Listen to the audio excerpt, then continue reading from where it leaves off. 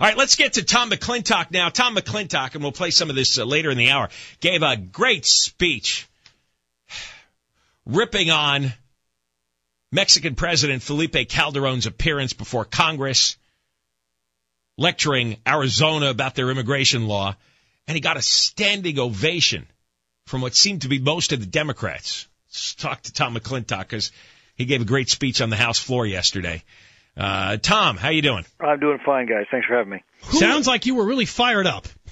Well, it was an outrage to have a foreign head of state as a guest of the Congress come into that chamber and insinuate himself into American public policy. You know, as I said, he's welcome to do that. All he has to do is obey our immigration laws, apply for citizenship, do what hundreds of thousands of legal immigrants are doing right now, learn our customs, learn our culture, become an American, and then he's got every right to participate in that debate. And until then, I'd politely invite him to butt out.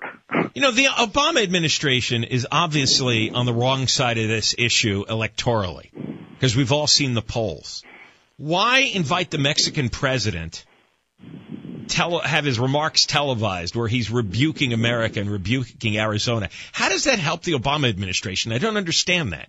Well, you know, as I said on the House floor, there is an element within the American left, and clearly this is a sentiment shared by the current administration, that we are not an exceptional nation, and that a lot of our culture and a lot of our history is something to be ashamed of, and they actually, I believe, are seeking to divide us as Americans, to divide us by race, by ethnicity, to assign different rights based upon race and ethnicity, to divide us linguistically, to denigrate our culture, our history, our principles, and all at the same time elevating foreign ideology and foreign principles. And you know what?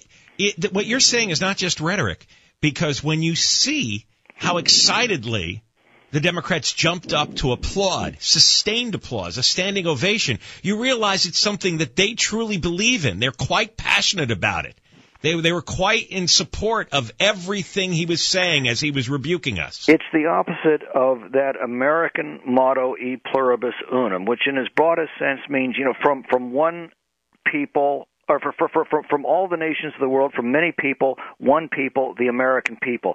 That's the story of America. It's a story of how immigrants have come to our country in order to become Americans who have acquired a common language, a common culture, and a common loyalty to American constitutional principles. Legal immigration is what makes all that possible, because it makes possible that assimilation that's necessary to create one great nation from all the nations of the world. Illegal immigration directly undermines that process of assimilation that makes our country possible in the first place. You had Eric Holder and Janet Napolitano, the Attorney General, and the Homeland Security Secretary, both of whom admitted they never read the bill, even though they were criticizing it. Well, which, by the way, is not a tough read. It's 19 pages. Yeah, and they both jumped up to participate in the standing ovation. Yeah. And by the way, what Arizona has not adopted a new immigration law.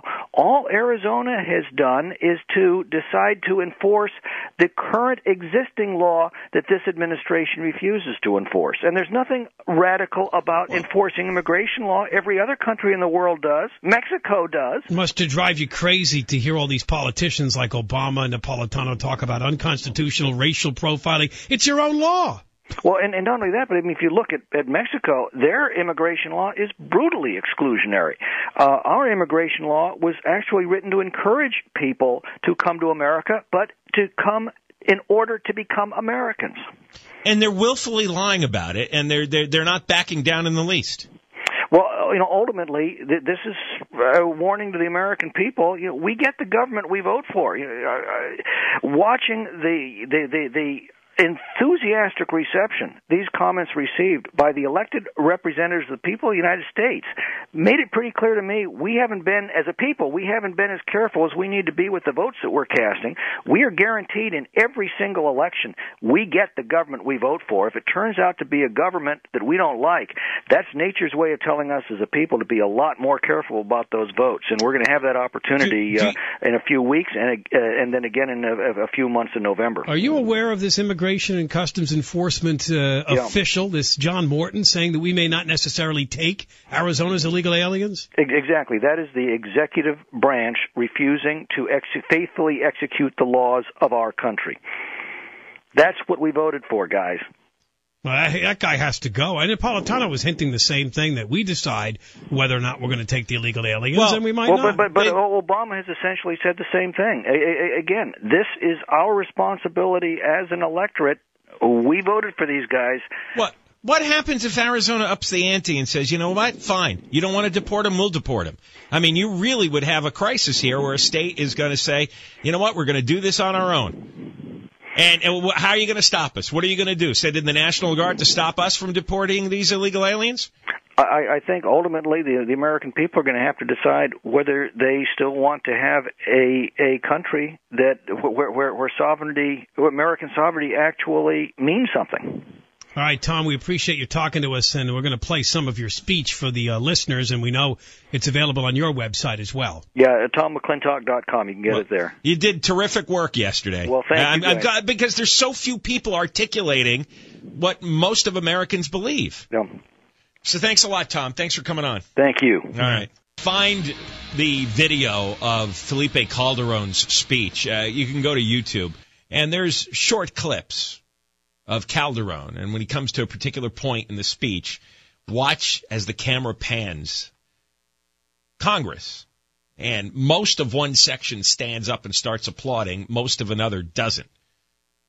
Mostly the Democrats applauded. It's like State of the Union stuff? Sustained applause, standing, pumping their fist. Well, not pumping their fist, but smacking their hands together with great energy. And that's always a sign. That's always a sign that somebody has a deep-rooted, visceral belief in the speaker. In the speaker, yeah. I mean, and what the speaker is speaking about. That an emotional, deep-seated emotional chord has been touched.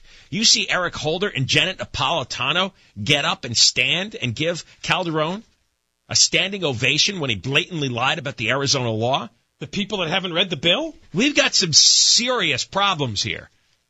We've got serious evidence that this Obama administration is dangerous when it comes to the border politics. And Arizona is really going to have to go at it alone, and I think they're going to have to up the ante and openly defy the administration further. The John and Ken Show. KFI AM 640, more stimulating talk radio.